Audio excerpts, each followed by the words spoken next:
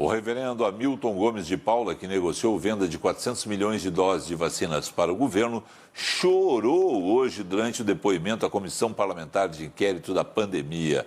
As informações e análises ao vivo de Brasília com o Rodrigo Orengo. Orengo, boa noite. Como podemos interpretar esse choro, essa emoção do reverendo Orengo?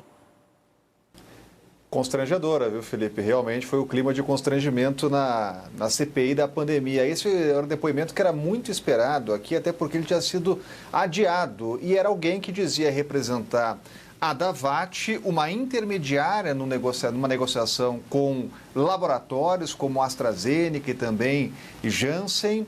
E, segundo a Davatt, o reverendo Hamilton não fazia parte lá do grupo que articulava ou negociava fechamento de contratos com o Ministério da Saúde. Há pontas soltas ainda.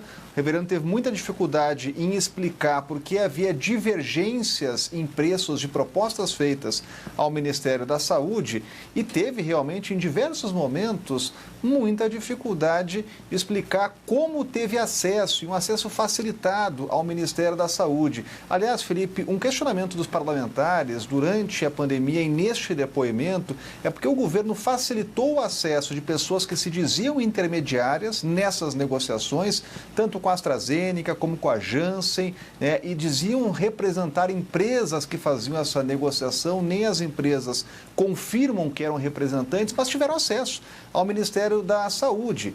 Até e-mails foram apresentados para mostrar como ele tinha essa facilidade de acesso, mandou um e-mail num dia, no mesmo dia foi recebido, enquanto grandes laboratórios esperavam meses para respostas do governo. Os senadores chegaram a contar quantos e-mails foram enviados formalmente pela Pfizer, que foi colocada ali em banho-maria, enquanto representantes do Ministério da Saúde recebiam essas pessoas que se diziam ou falavam que eram intermediárias nessas negociações. Agora, daqui para frente, a CPI vai ouvir outras pessoas que participaram também de negociações. Amanhã já tem Marcelo Blanco, que foi assessor do Ministério da Saúde, estava naquele polêmico encontro aqui em Brasília, num restaurante, num chopp casual, como eu disse, o ex-diretor de logística do Ministério da Saúde, Roberto Dias, que já foi demitido do Ministério, quando um pedido de propina teria sido feita, segundo um outro intermediário nessas negociações, Luiz Dominguete. Vai ser mais um depoimento importante. Agora, Felipe, não é só de depoimentos que a CPI vive, mas também de quebras de sigilo.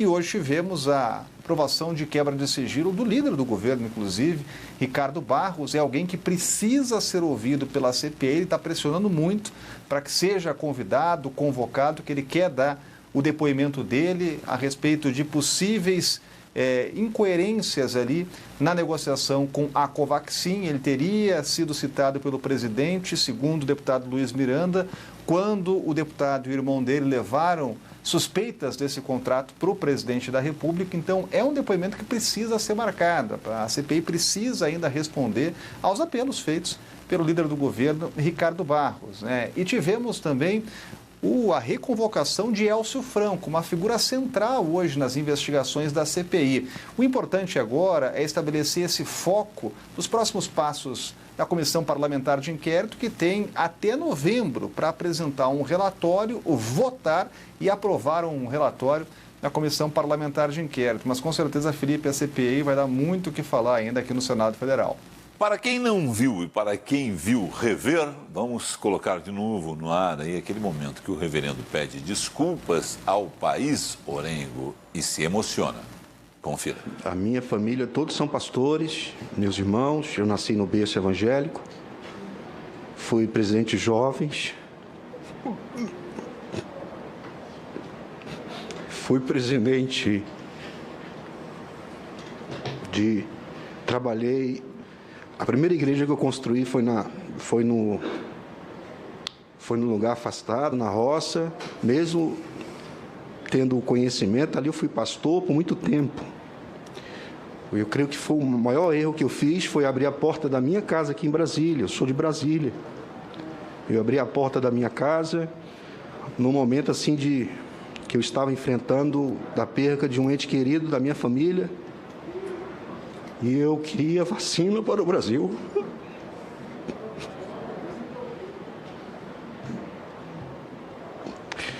Eu me sinto, tenho culpa, sim.